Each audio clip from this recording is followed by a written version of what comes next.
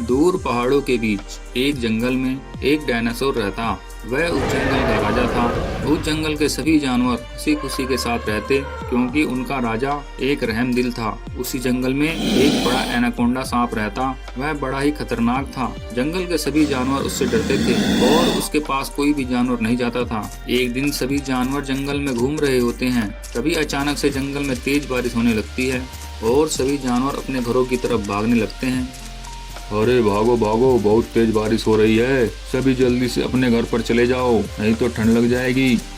उधर एनाकोंडा सांप भी बारिश से बचने के लिए एक पेड़ पर चढ़ जाता है और थोड़ी देर बाद वह देखता है कि एक बंदर बारिश में मस्ती करते हुए वहां से जा रहा है। एनाकोंडा बोलता है, अरे बंदर, बहुत तेज बारिश हो रही है, ज्यादा मस्ती मत करो, नहीं तो ठंड लग जाएगी। चलो आ जाओ इस पेड़ पर, बारिश रुकने तक यहाँ पर बैठ जाओ। जंगल के सभी जानवरों की तरह बंदर भी उस एनाकोंडा से बहुत डरता था। नहीं नहीं सांप, मैं तुम्हारे बहकावे में नहीं आने वाला। अगर तुम मुझे मारकर खा गए तो। अरे नहीं बंदर, मैं तुम्हें नहीं खाऊंगा। जंगल के सभी जानवर बेकार में ही मेरे से डरते हैं। चलो आ जाओ इस पेड़ पर। अब बंदर एनाकोंडा सांप की बात मान जाता है और पेड़ पर चढ़ जाता है। अगले दिन एक भालू बंदर को ढूंढता हुआ जंगल में आता है और सभी जानवरों से पूछता है, अरे किसी ने मेरे दोस्त बंदर को देखा है? कल बारिश के बाद से वह नहीं मिल रहा है। नहीं भालू भाई, हमने तुम्हारे दोस्त बंदर को नहीं देखा है। आप किसी और जानवर से पूछ लो। भालू जंगल में और आगे की तरफ बढ़ जाता है और कुछ देर चलने के बाद उसे एक बकरी मिलती है। अरे बकरी बहन, क्या तुमने मेरे दोस्त बंदर को कहीं देखा है? वह कल से मिल नहीं रहा है। नहीं भालू भाई, मैंने उस बंदर को नहीं देखा है। मैं तो कल दूसरे जंगल गई थी और मैं तो अभी आई हूँ। अब भालू जंगल में और आगे बढ़ता है और थोड़ी आगे चलने के बाद उसे एक बाज दिखाई देता है और वह बाज से बोलता है, अरे बाज, क्या तुमने मेरे दोस्त बंदर को देखा है? हाँ भालू भाई, कल बारिश हो रही थी तो मैं अपने घोंसले में ही था। तभी मैंने देखा कि एनाकोंडा सांप तुम्हारे दोस्त बंदर को अपने पास बुलाता है और वह दोनों पेड़ पर आराम कर रहे थे। उसके बाद मेरी आंख लग गई और मैं सो गया। उसके बाद क्या हुआ मुझे नहीं पता। अब वह भालू उस खतरनाक एनाकोंडा के पास जाता है और बोलता है, अरे एनाकोंडा भाई, मेरा दोस्त बंदर कल तुम्हारे पास आया था। क्या तुम बता सकते हो वह कहाँ पर है? कल से वह दिखाई नहीं दे रहा है। भालू भाई, तुम्हारा दोस्त बंदर तो बारिश रुकने के बाद मेरे पास से चला गया था। मुझे नहीं पता कि वह कहाँ गया। एनाकोंडा की बात सुनने के बाद भालू बहुत ही उदास हो जाता है और वह सीधे जंगल के राजा डायनासोर के पास जाता है और महाराज से सारी बातें बता देता है। महाराज, उस एनाकोंडा सांप ने ही मेरे दोस्त बंदर को मारकर खा लिया है। पिछले कई दिनों से जंगल के छोटे छोटे जानवर गायब हो रहे हैं और उनका कोई भी पता नहीं चल रहा है।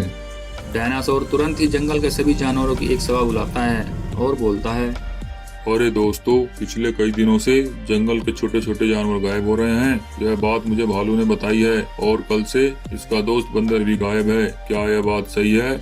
हाँ महाराज, यह बात सही है। पिछले कई दिनों से जंगल के छोटे जानवर गायब हो रहे हैं। तुमने यह बात मुझे पहले क्यों नहीं बताई? क्यों रे एनाकोंडा, बंदर कल तेरे पास आया था, तूने उसके साथ क्या किया? वह कल से दिखाई नहीं दे रहा है। महाराज, मैंने उस बंदर के साथ कुछ नहीं किया। वह तो बारिश रुकने के बाद मेरे पास से चला गया था। उसके बाद क्या हुआ मुझे नहीं पता।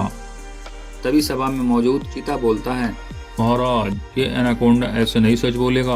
आप आज्ञा दे तो मैं इसे अभी सबक सिखा दूं। जंगल में रोज छोटे छोटे जानवर गायब हो रहे हैं। ये इसी एनाकोंडा सांप का काम है।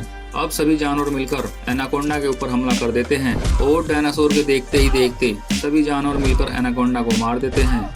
अरे तुम सबने मिलकर इस एनाकोंडा को मार दिया। चलो अच्छा है, यह एनाकोंडा मर गया। ये एनाकोंडा धोखे से सभी छोटे जानवरों को मारकर खा जाता था। जंगल में कुछ दिनों तक सब कुछ ठीक चलता है और फिर से वैसे ही जंगल से छोटे जानवर गायब होने लगे। अब जंगल के सभी जानवर परेशान हो जाते हैं और सभी मिलकर राजा डायनासोर के पास जाते हैं।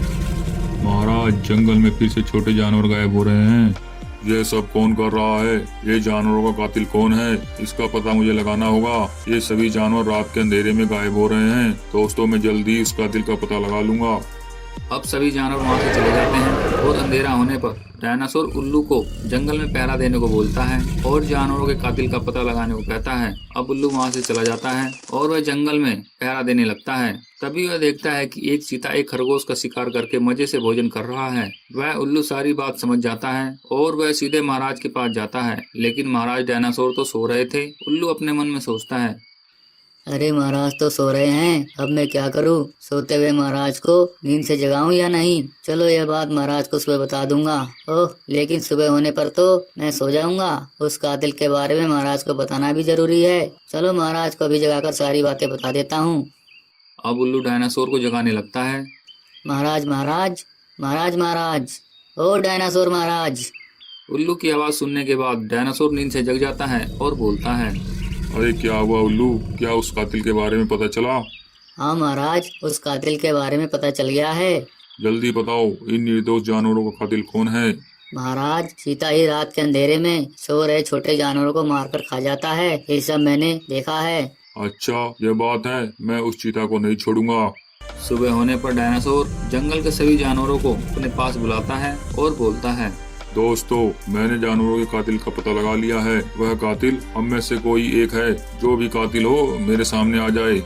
अब सभी जानवर आपस में बातें करने लगते हैं और कोई भी जानवर सामने नहीं आता। तब डायनासोर बोलता है। अरे चीता, तुम कल रात कहाँ पर थे? महाराज, मैं अपनी गुफा पे सो रहा था। झूठ बोल रहे हो, तुम ही सभी जानवरों के कातिल हो। कल तुम रात के अंधेरे में एक खरगोश का शिकार करके खा रहे थे। डायनासोर की बात सुनने के बाद चीता डर जाता है और वहाँ से भागने लगता है। तभी डायनासोर दौड़कर चीता को पकड़ लेता है और उस कातिल चीता को वहीं पर मार देता है। दोस्तों, इस कहानी से हमें सीख मिलती है कि कातिल कितनी भी चालाकी क्यों ना कर ले, लेकिन सच्चाई कभी न कभी सामने आ ही जाती है और हमेशा सच्चाई की ही जीत होती है। अगर आपको हमारी ये वीडियो पसंद आई हो तो प्लीज सब्सक्राइब कीजिए, लाइक कीजिए और कमेंट कीजिए।